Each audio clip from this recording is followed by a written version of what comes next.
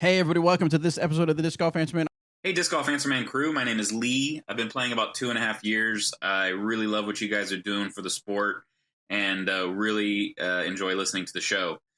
My question today is regarding something I saw during the Vibram Open. I believe it was Nicholas Masters throwing a 405-foot slight downhill shot with what I think was a putter. And I want to know what it is that pros that are throwing these long putter shots are doing that make it, that get that kind of distance. Do they have a really good snap? Are they just inducing so much spin on the disc that they're able to get it to fly longer and farther? And it's not that I need to be able to throw that far with a putter. It's just I'm working on improving my form and, want to be able to throw better shots with a little less effort and take care of my body for the long run since I'm almost 42. If you could answer that in the form of come to my house and show me everything you know about disc golf, that would be great. Thanks again, you guys. Keep up the good work. We have already booked our flights out there. We'll see you shortly. Now. Just on premonition, we were like, you know what? This question will likely be asked. Yes, yeah. I almost want to say all of the above.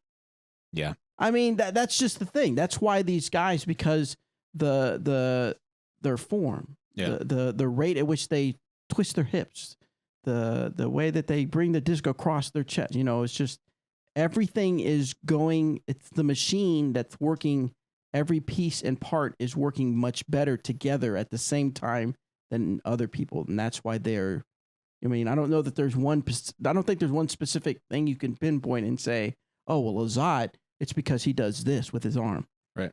It's a multiple things that he does correctly that allows him to have such pure form and allow him to get that distance. Yeah. And extreme precision, I think, is a really big portion of it. And like I said, that acceleration is so important. I think I know what hole he's talking about. I believe it's hole 13 at Vibram. Straight downhill into trees, and it really needs to fly straight the entirety of the flight. It can't really do a lot of finishing to the right or left once it's past the initial set of trees, or else you're buried. And Nicholas was throwing that. I believe that was a prime judge that he was throwing. And he was throwing that all over the place. And the way that guys like that make that work is that their form is just really, really super good. Like, honestly, there's not a great explanation outside of that, except for they've thrown it like that a whole lot.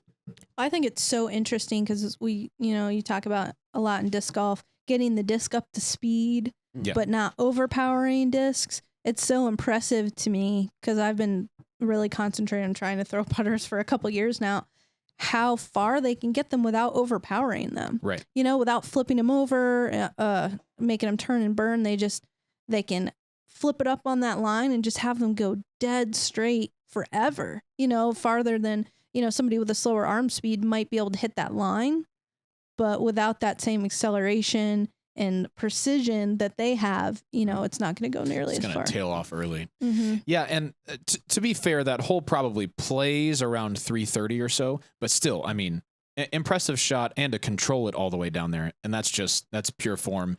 The fact that the putter is a great choice for that shot because it wants to stay spinning more slowly, so it's not going to travel a lot left to right. Yep.